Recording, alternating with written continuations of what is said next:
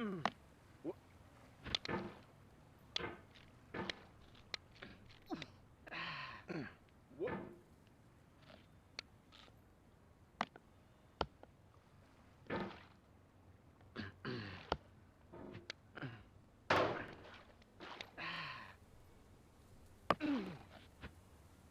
it happened again.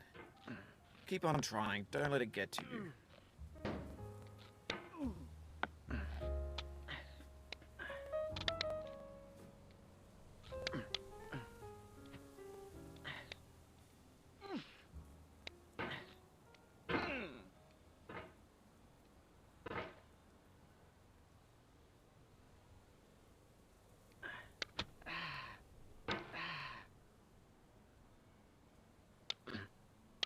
The obstacles in sexy hiking are unyielding, and that makes the game uniquely frustrating.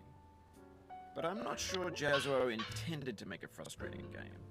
The frustration is just essential to the act of climbing, and it's authentic to the process of building a game about climbing.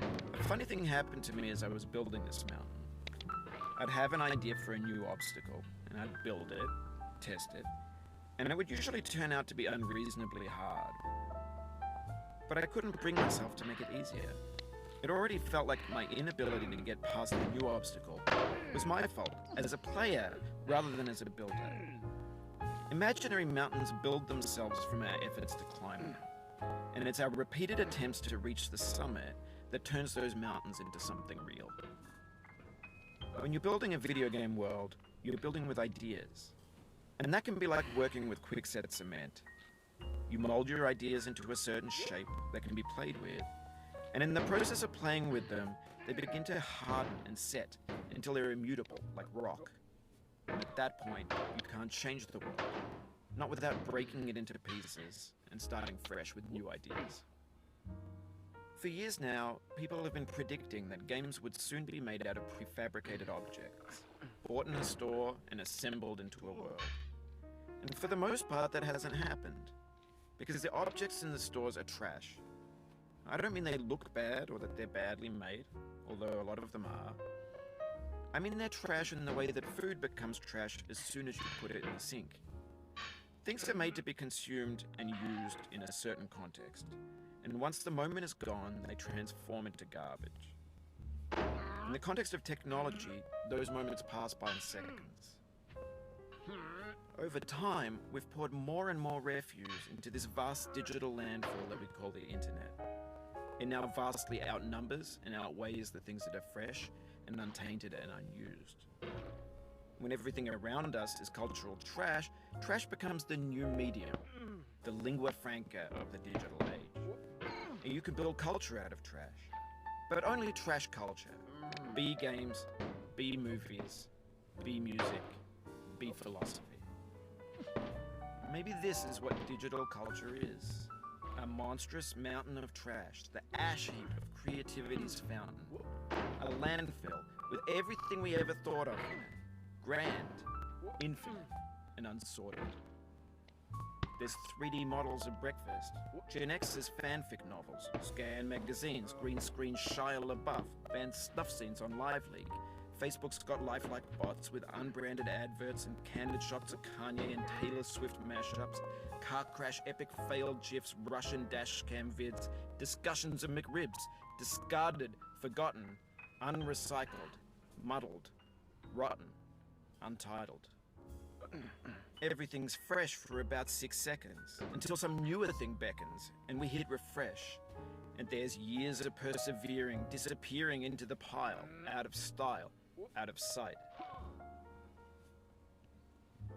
In this context, it's tempting to make friendly content that's gentle, that lets you churn through it but not earn it. Why make something demanding if it just gets piled up in the landfill, filed in with the bland things?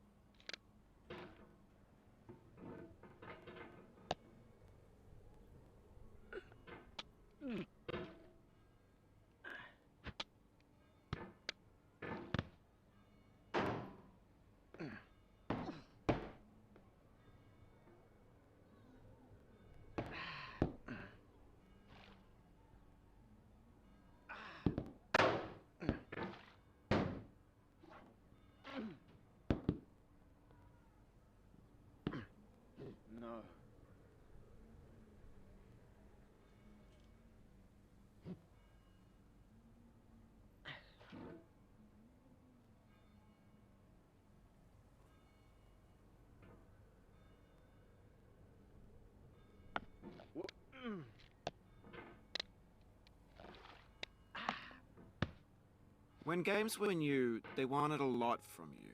Daunting you, taunting you, resetting and delaying you. Players played stoically. Now everyone's turned off by that. They want to burn through it quickly. A quick fix for the fickle. Some tricks for the clicks of the feckless. But that's not you. You're an acrobat. You could swallow a baseball bat.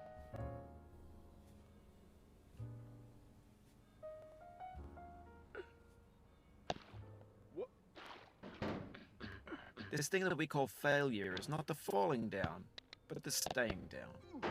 Mary Pickford.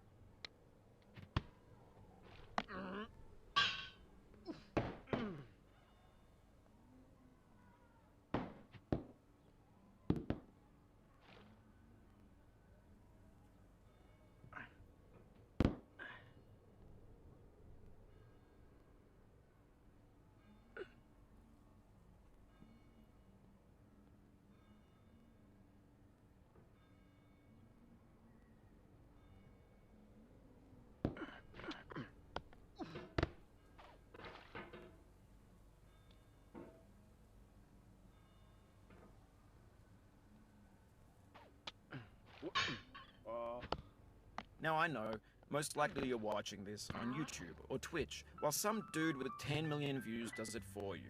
Like a baby bird being fed chewed up food. That's culture too.